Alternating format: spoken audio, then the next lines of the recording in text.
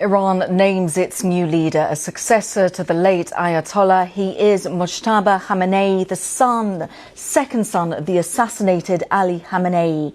Mwaramutse, inteko y'abahanga muri Iran yatangaje Ayatollah Mojtaba Said al-Hussein Khamenei ko ari we muyobozi mukuru w'ikirenga wa Iran.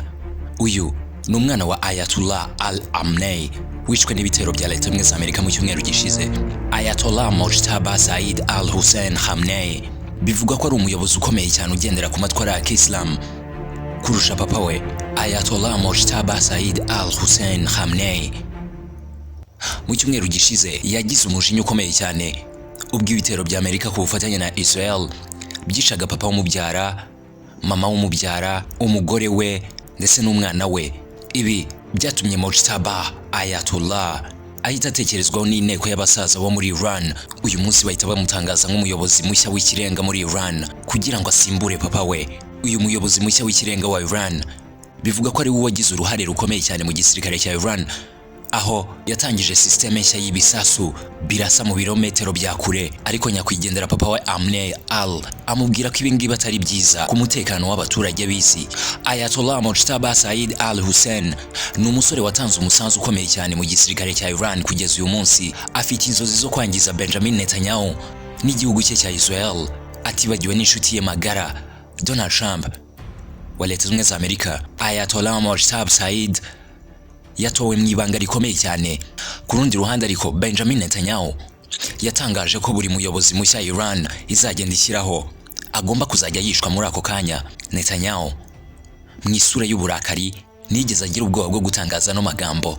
Mu cyumweru gishize hafi y'abayobozi benshi cyane bo muri Iran, gusa Iran ivuga yuko ibingibi nta kibazo na gito biyiteye kubera ko gupfa kuri bo ari ibintu bisanzwe cyane kandi gupfa ari ibintu by'abantu b'Imana.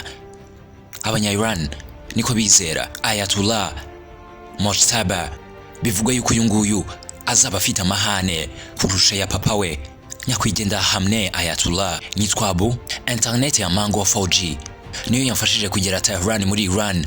Narinze gusaba visa ya Iran ngo mfate indege nerekeze muri icyo gihugu. Mango 4G nakoze cyane. Enjoyinga internet idashira ku bihumbi 16 gusa.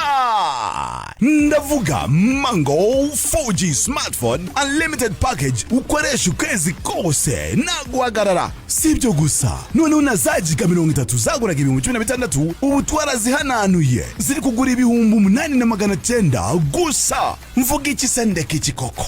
Iri ni igororo utasanga hande. Yoboka Mango 4G nonaha nawe kuryoshe. Ku bindi bisobanuro waduhamagara ku murongo wacu utishyurwa ni 2550. Mango 4G, truly 4G network.